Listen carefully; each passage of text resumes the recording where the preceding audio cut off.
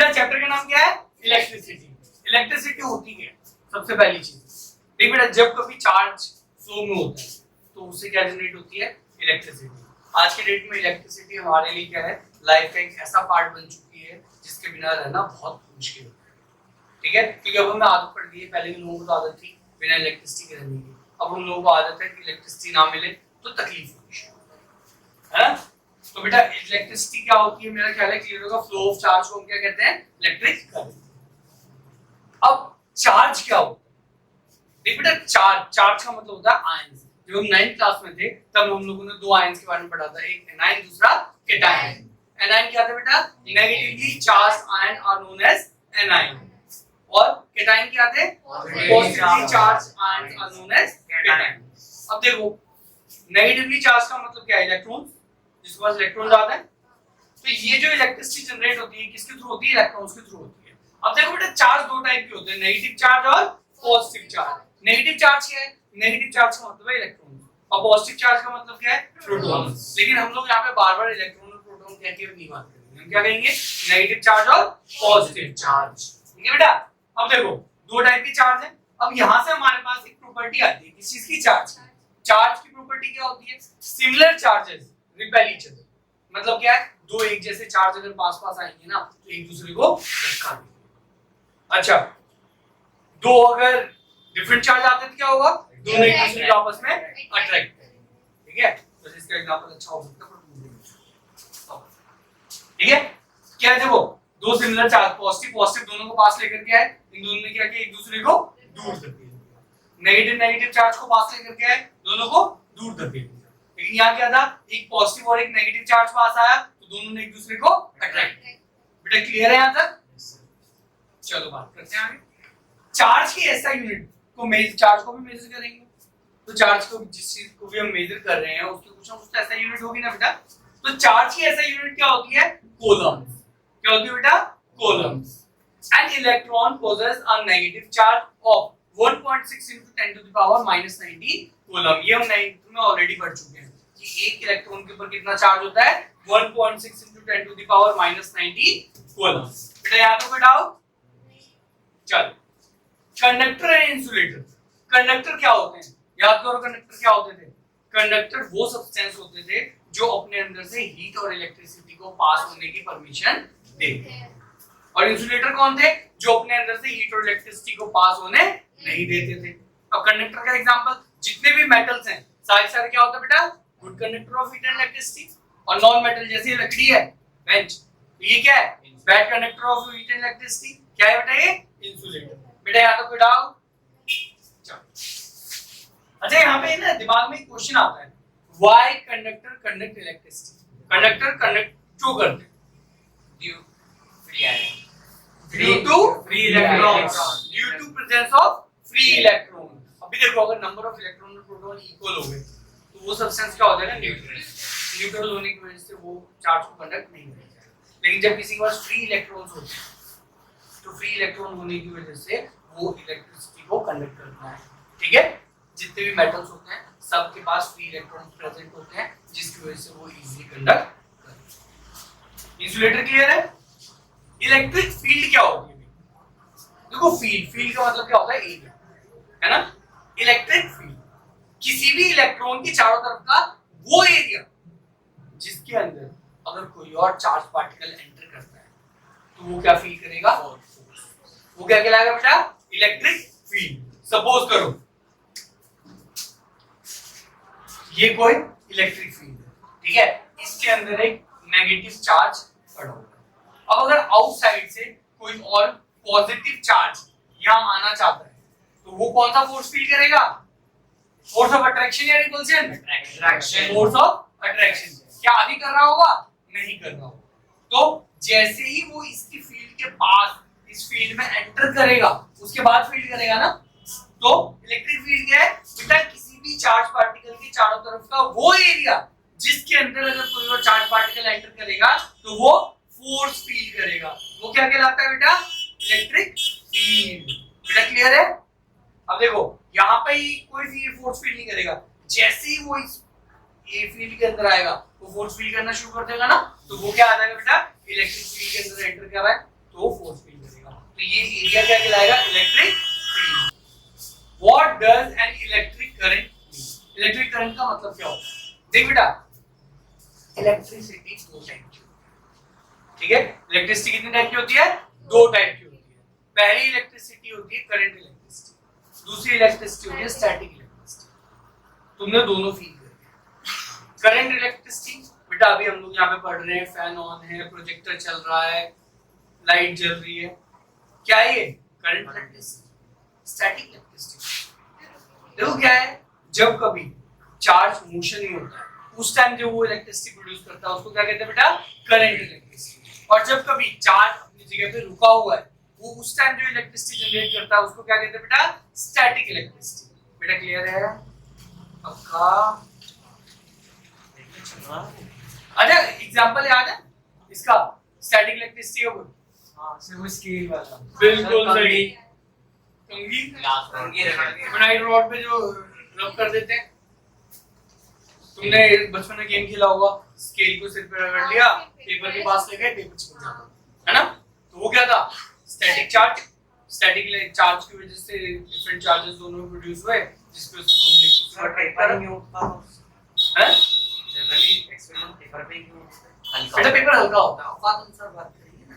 अब कल को वो कहता मेरे में बहुत ताकत है, मैं ट्रक उठा के दिखाऊंगा, ऐसे थोड़ी चलेगा हैं? वो कल को मैं बेंच उठा दूंगा, बात समझ आती है, वो बोलेगा कि मैं उसे उठा दूंगा, कैसे चलेगा? है ना? तो औकात अनुसार जब स्केल को रब करते हैं तो थोड़ा सा चार्ज जनरेट होता है, थोड़ी सी पावर जनरेट होती है। तो ये देखो जब चार्ज जनरेट हुए हैं तो वो उस चीज को ही उठा पाएंगे ना जो चीज हल्की है, क्योंकि वो उतना ज्यादा फोर्स क्रिएट नहीं कर पाएंगे। लेकिन जब ज्यादा चार्ज क्रिएट होते हैं तो वो कुछ भी कर सकते हैं। जब ज्यादा चार्ज क्रिएट होते हैं तो वो कुछ भी करने की ताकत है।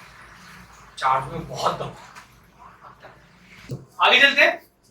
Define the unit of current. Current की यूनिट क्या होती है? देख बेटा, करंट को जब कभी मेजर किया जाता है तो किसमें करते हैं बेटा? एम्पियर में करते हैं। और हम कब बोलेंगे कि 1 एम्पियर का करंट किसी सर्किट से पास हुआ है? जब 1 सेकंड में 1 कूलम्ब ऑफ चार्ज कहीं से मूव होगा तो हम क्या बोलेंगे? उसमें से 1 एम्पियर का करंट पास हुआ है। Calculate the number of electrons constituting 1 coulomb of charge। 1 coulomb of charge में कितने इलेक्ट्रॉन होंगे? ये एनसीईआरटी का एग्जांपल है, ठीक है? 1 coulomb of charge में कितने इलेक्ट्रॉन होंगे? तो भैया 1 coulomb of charge में कितने इलेक्ट्रॉन होंगे? हमें क्या करना पड़ेगा बेटा? 1 coulomb को 1 इलेक्ट्रॉन के चार्ज से डिवाइड करना पड़ेगा। 1.6 into 10 to the power minus 19 से डिवाइड करना पड़ेगा। अब बेटा इसको जैसे ही तुम डिवाइड करोगे तुम्हारा आंसर क्या आ जाएगा? 6.25 into 10 to the power 18 electron. ठीक है? अच्छा सच बताना किस किस को इसकी कैलकुलेशन करना है, इसको डिवाइड करना नहीं आता, क्योंकि मैं 3-4 बार सिखा चुका, तो उसके बाद भी नहीं आता ऐसा क्यों? मैं तो बेटा आज आखिरी बार सिखा रहा हूँ, सीख लो। चलो देखो, ये एक्सपोनेंट का डिवाइड होता है, इसके अंदर और कुछ नहीं है। 8th में जो तुमने कुछ फॉर्मूले पढ़े थे ना उनका, हाँ फर्स्ट चैप्टर में कुछ फॉर्मूले पढ़े, एक्सपोनेंट इन पावर चैप्टर था, फर्स्ट का नहीं बचा, जो भी चैप्टर था एक्सपोनेंट इन पावर में कुछ फॉर्मूले थे उनका यूज हो। कैसे होना है? डिवाइड तुम करोगे, मैं मेथड बताऊंगा। देखो मुझे क्या सॉल्व करना है? 1/1.6 into 10 to the power minus 19 इसी को सॉल्व करना है ना। अच्छा मुझे एक चीज बताओ, ये क्या है? -19 है ना, इसको ऊपर ले आ सकता हूँ मैं? 1.6 इक्वल टू 10, ऊपर क्या हो जाएगा? 10 to the power 19 पॉसिबल है? अच्छा ये डेसिमल है, इस डेसिमल को हटा दूंगा तो ऊपर कितना हो जाएगा? +1 हो जाएगा, 1 यानी कि 10 to the power 20 हो जाएगा ना, 160/16। किसी को तकलीफ है तक? अच्छा मुझे एक बात और, डिवाइड करना सबको आता है? नॉर्मल वाला डिवाइड बचपन में करते थे। क्या तुम 16 से 100 को डिवाइड कर सकते हो?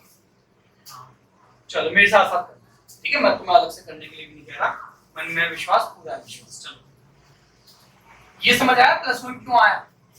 नहीं आया तो बताओ, यही बता दूंगा। आगे सबको बेटा पॉइंट रिमूव करूंगा तो 10 से मल्टीप्लाई हो जाता है ना, तो 10 से मल्टीप्लाई होगा तो वो ऐड हो जाएगा, 19 + 1 20 हो जाएगा, इसलिए। चलो अब मुझे कुछ नहीं करना, मुझे ना 100 से को 16 से डिवाइड, तो कितने टाइम जाएगा? 19 6 जा 16 6 जा कितना होता है? 62.6। अब वो नहीं यार, डिवाइड करना है। 16 6 जा कितना होता है बेटा? 96। माइनस करो, कितना आ गया? 4। डेसिमल आ गया 0।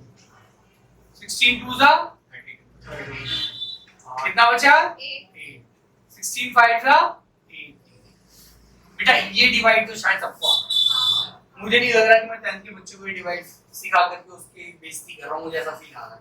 ठीक है, आता नहीं वाला डिवाइड सबको, कोई जिसको ना आता हो। अच्छा तो क्या मैं इसका सीधा आंसर यूज कर लूं? अब 16.25 आया ना डिवाइड करके, 6.25 सॉरी 6.25 क्या मैं इसे ऐसे लिख सकता हूं? 100/16 into 10 to the power 18 लिख सकता हूं ना? 20 था तो 20 में से 100 को अलग कर लेते हैं, 18 को अलग कर देते हैं, 10 to the power 2 ही तो 100, और 100 को मैंने भी डिवाइड किया था, कितना आया था बेटा? 6.25 into 10 to the power 18। बेटा कोई डाउट? समझ आया कैसे आए आंसर?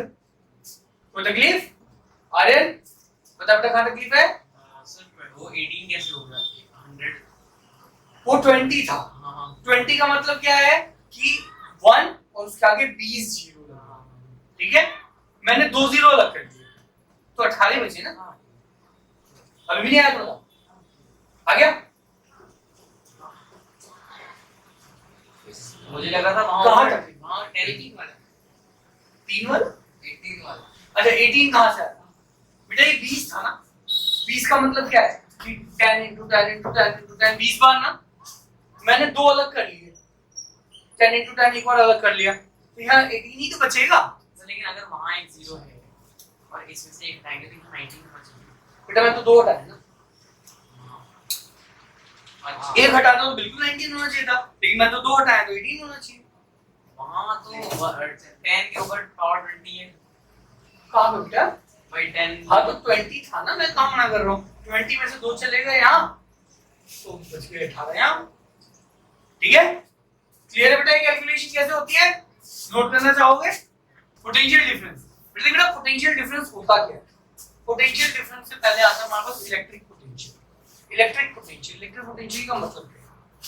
इलेक्ट्रिक पोटेंशियल का मतलब होता है the work done in bringing a unit charge from infinity to that point in an electric field। मतलब क्या है?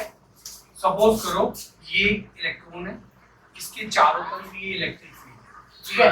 अब इस इलेक्ट्रिक फील्ड में यहां से मैं एक पॉजिटिव चार्ज को खींच करके इस इलेक्ट्रिक फील्ड के अंदर लेकर के आऊंगा, ठीक है? तो इसके अंदर लाने में मैंने कुछ ना कुछ मेहनत करी होगी ना, कुछ वर्क डन, वही क्या कहलाता है? Electric potential. एक बार इसकी डेफिनेशन देख लेते हैं। The electric potential at a point in an electric field is defined as the work done in moving a unit positive charge from infinity to that। मतलब इंफिनिटी से इलेक्ट्रिक फील्ड के अंदर लाने में जो वर्क डन करना पड़ रहा है वो क्या है बेटा? Electric potential. The potential difference, अब इसमें पोटेंशियल डिफरेंस का क्या मतलब होता है उसकी बात करते हैं। इलेक्ट्रिक पोटेंशियल समझ आ गया? अब देखो ये कोई पॉइंट ए है और ये कोई पॉइंट बी है, तो मुझे एक बार बताओ इंफिनिटी से बी पे लाने में ज्यादा मेहनत लगेगी या ए पे? ए पे। बेटा ए दूर है ना, तो ए पे लाने में ज्यादा मेहनत लगेगी, तो पोटेंशियल डिफरेंस इन ज्यादा किसमें? बी में। A minus potential difference potential of B, वो क्या आ गया?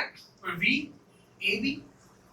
पोटेंशियल डिफरेंस समझ आया? पोटेंशियल डिफरेंस क्या है? यहां से यहां तक लाने में तुमने जितना काम किया, यहां से यहां तक लाने में जितना काम किया, दोनों का डिफरेंस क्या कहलाएगा बेटा? Potential difference. तो बेटा पोटेंशियल डिफरेंस का फॉर्मूला क्या होता है? Work done upon quantity of charge move. Work done को किससे इंडिकेट करता है बेटा? W से, और चार्ज को Q से, तो W अपॉन Q क्या कहलाता है बेटा? Potential difference. मतलब कितने चार्ज को मूव करने में हमने वर्क डन करा है, वो क्या हमारा पोटेंशियल। ठीक है, W अपॉन Q। क्लियर है बेटा यहां तक? अच्छा, अब पोटेंशियल डिफरेंस की एसआई यूनिट क्या होती है? वोल्ट। याद करो, जब तुम कभी किसी बिजली के खंभे के पास से निकले होगे या ट्रांसफार्मर के पास से निकले होगे, तो वहां पे पोटेंशियल लिखा होता है कि 1000 वोल्ट, 10000 वोल्ट, और अपने घर का जो स्विच बोर्ड होता है वहां पे कितना वोल्ट होता है? 220 वोल्ट, है ना? 220 वोल्ट। तो ये क्या है बेटा? 220 वोल्ट। ये वोल्ट वर्ड जो है ना, ये किस चीज को रिप्रेजेंट कर रहा है? एसआई यूनिट को। किस चीज की एसआई यूनिट? पोटेंशियल की। ठीक है बेटा, आगे चलते हैं। The potential difference between two point is said to be 1 volt.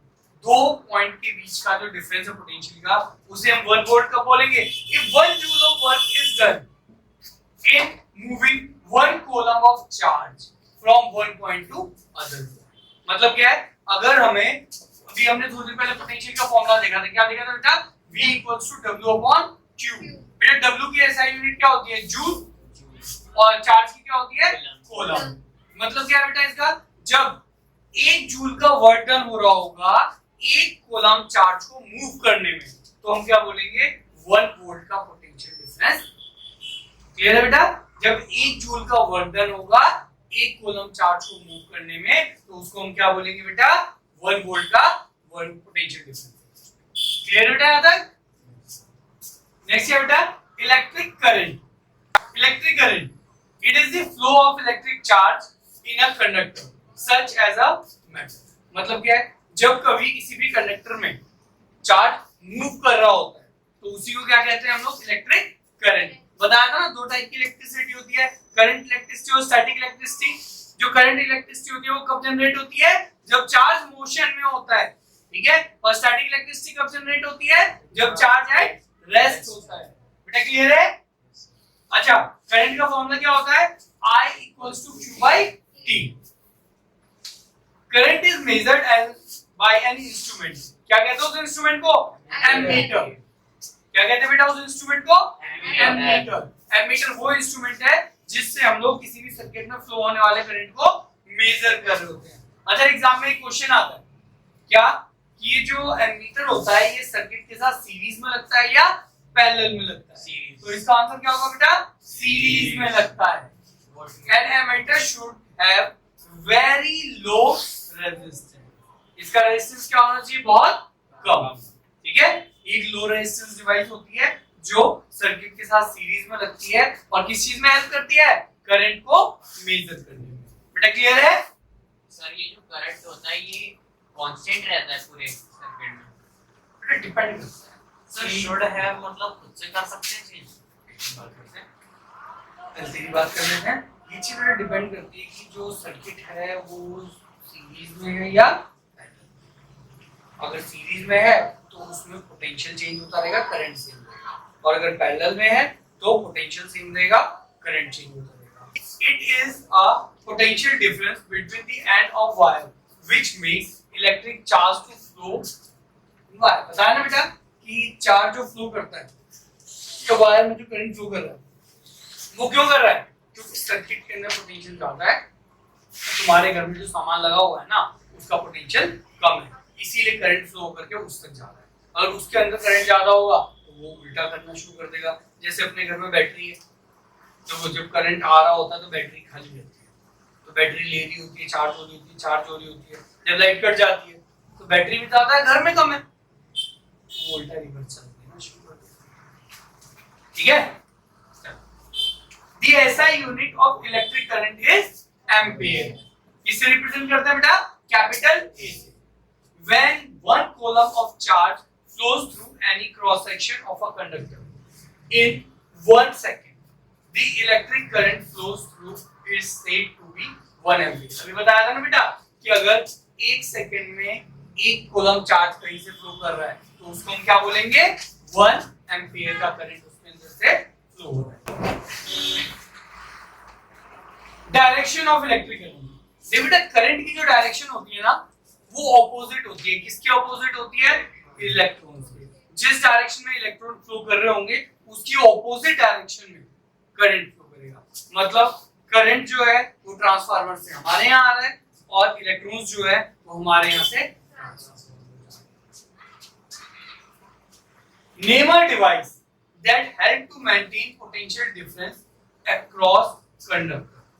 क्या करता है बेटा, देख दो एंड्स के बीच में करंट किसके थ्रू फ्लो हो रहा होता है, बैटरी के थ्रू फ्लो होता है ना। अब देखो ये वायर है, जब तक ये सॉकेट से नहीं लगी है किसी बैटरी से लगी, क्या इसमें करंट फ्लो होगा?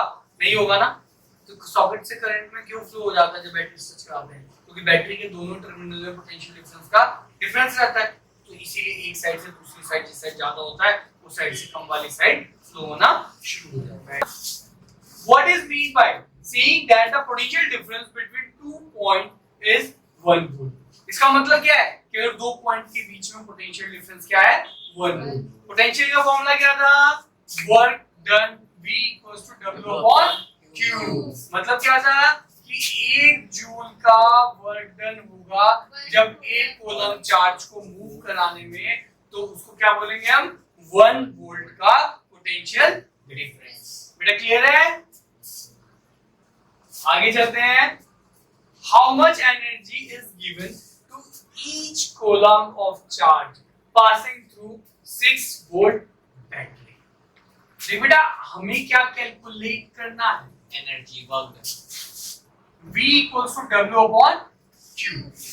क्वेश्चन ने हमें क्या बोला है? इन्होंने बस शब्द बदल दिए। इन्होंने यहाँ वर्क डन की जगह तुम्हें घुमाने के लिए क्या यूज कर लिया है? एनर्जी। एक चीज बताओ यार, एनर्जी की डेफिनेशन याद है क्या? नहीं तो the capacity to do work is known as energy। काम करने की क्षमता को क्या कहते हैं बेटा? एनर्जी, है ना। तो अगर तुम्हें बोला है एनर्जी, तो काम की तो बात कर रहे हैं है ना। तो यहाँ पे क्या होगा? W upon Q। V equals to W upon Q। हमें कितना फाइंड करना है बेटा? हमें तो एनर्जी फाइंड करनी है, यानी कि W फाइंड करना है। तो W equals to VQ। V दे रखा है क्या? अच्छा चार्ज के लिए भी क्या बोला? Each coulomb of charge. Each का मतलब क्या बेटा? 1। एक की बात कर रहा है ना। तो पोटेंशियल कितना था? 6 into 1 कॉलम, यानी कि 6 जूल का वर्क डन। बेटा क्लियर है? 6 जूल की एनर्जी की रिक्वायरमेंट। Circuit diagram. बेटा सर्किट डायग्राम क्या होता है? देखिए बेटा सर्किट डायग्राम एक डायग्रामेटिक रिप्रेजेंटेशन होती है इलेक्ट्रिक सर्किट। ठीक है, जिसके अंदर हम किसी इलेक्ट्रिक सर्किट को डायग्राम की फॉर्म में रिप्रेजेंट कर रहे हैं। तुम ये जो सीधी सीधी लाइनें देख रहे हो, ये किस चीज को रिप्रेजेंट कर रही है? वायर को। ये जो देख रहे हो ये किस चीज को रिप्रेजेंट कर रहा है? बैटरी को। ये जो बड़ा वाला ये पॉजिटिव है, छोटा वाला जो है नेगेटिव है।